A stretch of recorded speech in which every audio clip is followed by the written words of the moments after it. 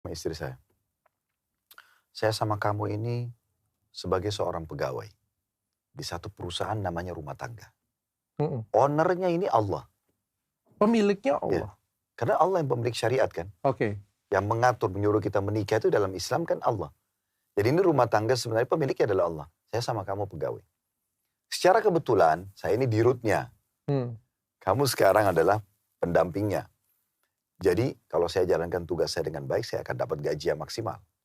Saya lembur, saya dapat bonus. Oke, pahala. Ya, otomatis Heeh. pahala. Tapi pahala ini masuk dalamnya salah satu substansinya kebutuhan dunia. Oke. Pahala itu kan bukan cuma untuk di akhirat. Mhm. Kita kalau bakti sama Allah, maka kebutuhan dunia akan diberikan. Kesehatan, kebutuhan dari makanan, minuman, kebahagiaan, semua akan dikasih. Jadi pahala itu bukan hanya sekedar nanti ditimbang, ditimbangan amal hari kiamat. Itu penyempurnaannya nanti pada hari kiamat. Nah seperti itu.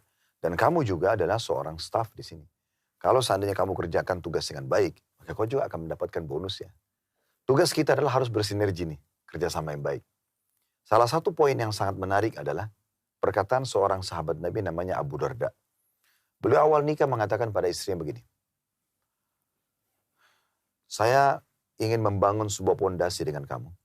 Agar rumah tangga ini langgeng. Dan bukan cuma sampai di sini, tapi sampai di akhirat. Istrinya mengatakan baik. Dia bilang, satu yang saya minta. Jangan ada pertengkaran di antara kita. Solusinya, kalau saya sedang marah, kamu harus tenang. Tenangin saya. Oke. Tapi kalau kamu sedang marah, saya pun tidak akan memicu itu. Sampai kita sudah tenang, baru kita diskusikan. Nah itu poinnya. Oke. Jadi kalau dari pandangan syariat Islam sih, memang agama yang didahulukan. Karena orang kalau sudah coba lebih dekat ke agama, seperti dokter sekarang misalnya sudah mau merasa coba lebih dalami Islam misalnya. Kan keinginan itu akan mendorong kita selalu mau mendalami. Sementara yang diajarkan dalam Islam ini semuanya kebaikan dok.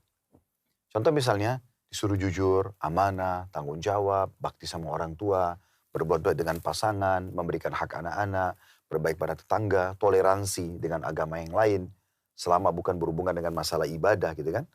Maka semua itu kan baik-baik. Yang dilarang itu adalah semua yang buruk-buruk. Bohong, menipu, memukul. Dan itu ada di mencuri. dalam agama. Iya, ini bagian dari agama semua.